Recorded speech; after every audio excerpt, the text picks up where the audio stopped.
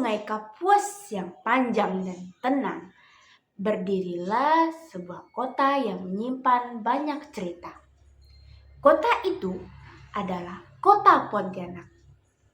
Namun, tahukah kamu bagaimana kota ini pertama kali berdiri? Mari kita telusuri kisahnya. Ini adalah sebuah cerita tentang naga dan buaya. Pada zaman dahulu, ada sebuah kerajaan di Kahayan Hilir.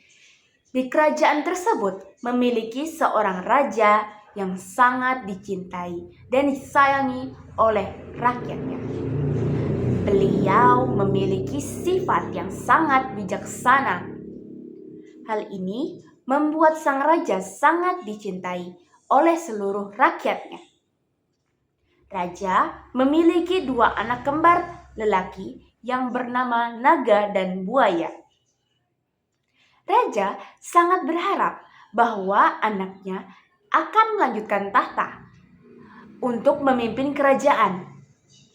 Namun, raja sadar bahwa kedua anaknya itu memiliki sifat yang sangat bertolak belakang, sehingga membuat sang raja merasa bingung untuk memilih salah satu dari kedua anaknya yang akan menjadi pemimpin kerajaan selanjutnya.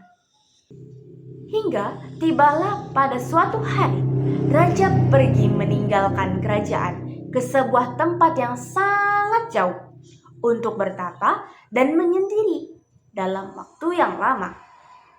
Sebelum raja pergi meninggalkan kerajaan, beliau sudah terlebih dahulu menitipkan kerajaan kepada kedua anaknya. "Anak-anakku, ayah titip kerajaan kepada kalian. Tolong jaga kerajaan dan seluruh rakyat dengan baik. Perlakukan seluruh rakyat dengan adil dan sayangilah mereka." Raja berkata demikian kepada kedua anaknya dengan penuh harap. "Baiklah ayahanda, kami akan menjaga kerajaan ini dengan sepenuh hati." Buaya tegas menjawab, sedangkan naga mengangguk setuju. Setelah raja meninggalkan kerajaan cukup lama, awalnya kerajaan ini penuh dengan kedamaian dan kesenangan. Namun, naga dengan sifat jeleknya mulai merasa tidak puas dan serakah.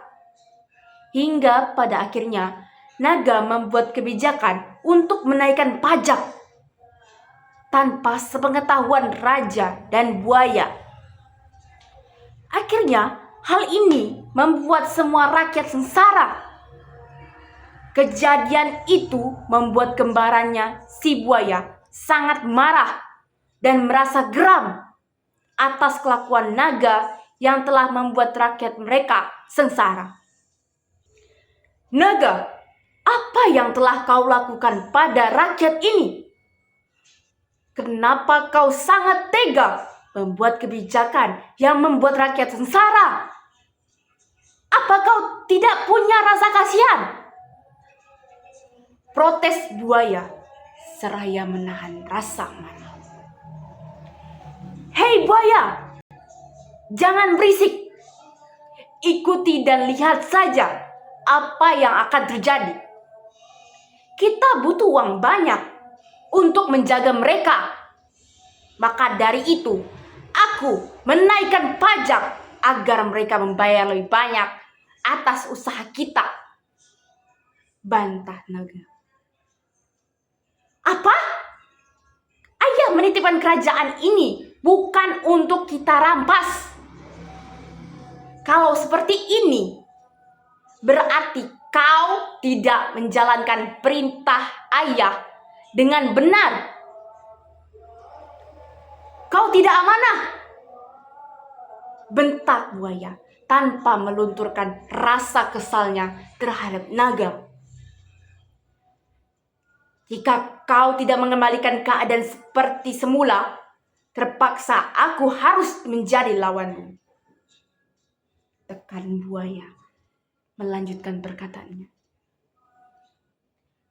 Baiklah, jika itu mau, naga berkata sambil menyeringai.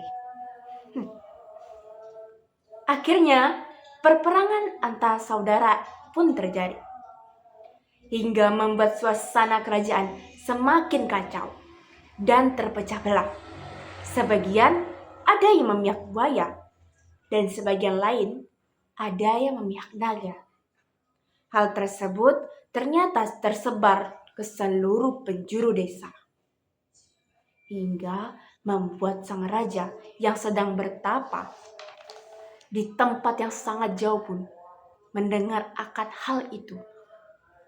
Raja merasa sangat marah dan merasa dikhianati oleh kedua anaknya sendiri. Lalu ketika raja kembali pulang ke kerajaan dengan keadaan kecewa dan marah, beliau mengutuk kedua anaknya tersebut menjadi hewan naga dan buaya. Mulai sekarang, kalian bukan lagi anakku. Aku sangat kecewa dengan perbuatan kalian berdua. Kalian telah gagal menjadi manusia sekaligus pewaris yang bijaksana. Sang raja menatap kecewa terhadap kedua anaknya itu. Kau naga, dengan sifat serakahmu, berubahlah menjadi hewan naga yang terkutuk selamanya. Dan kau buaya, dengan sifat yang gegabah, berubahlah menjadi buaya untuk seumur hidupmu. Raja mengutuk kedua anaknya menjadi hewan naga dan buaya. Mereka pergi dan berdiam diri di Sungai Kapuas hingga saat ini. Kemudian, seiring berjalannya waktu, tanpa sadar, masyarakat menganggap mereka dan menyebut mereka sebagai puaka. Kisah ini berakhir dengan penuh makna yang mendalam.